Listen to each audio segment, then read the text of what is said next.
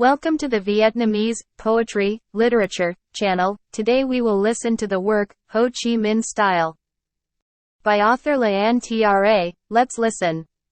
During his tumultuous life, President Ho Chi Minh came into contact with the cultures of many countries and regions around the world, both in the East and the West.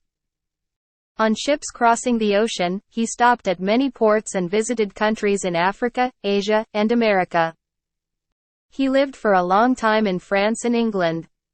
He speaks and knows many foreign languages fluently: French, English, Chinese, Russian, and he has done many jobs. It can be said that there are few leaders who understand as much about the world's peoples and world culture as deeply as President Ho Chi Minh. Wherever he went, he studied culture and art to a quite profound level. He was also influenced by all cultures, absorbing all the beauty and goodness while criticizing the negatives of capitalism. But the strange thing is that all those international influences have molded him with his unshakable national cultural roots, to become a very Vietnamese personality, a very simple, very Vietnamese lifestyle. Southern, very Oriental, but at the same time very new, very modern.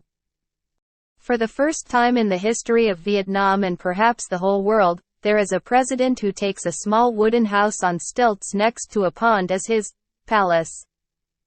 It's like a myth, like the story of a fairy, some supernatural person in a fairy tale.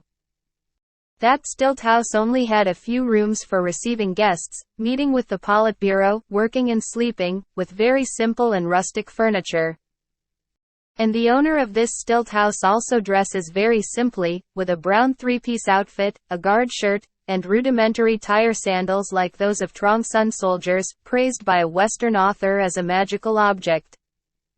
Every day, his diet is also very frugal, with ethnic dishes without any fuss, such as braised fish, boiled vegetables, pickles, pickled eggplants, and flour porridge.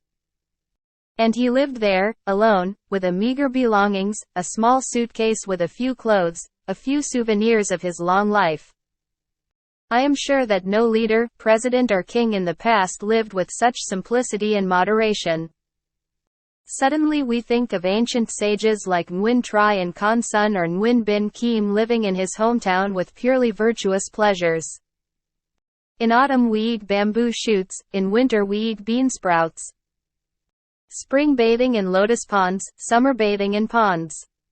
The simple and frugal lifestyle of Uncle Ho, like the famous scholars of the past, is not at all a way of self-deification, of making oneself different from the world, but this is a noble way of life, a way of spiritual nourishment.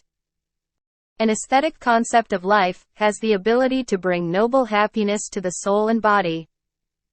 At the end of the work, please support me with the like button and subscribe to the channel to listen to more works.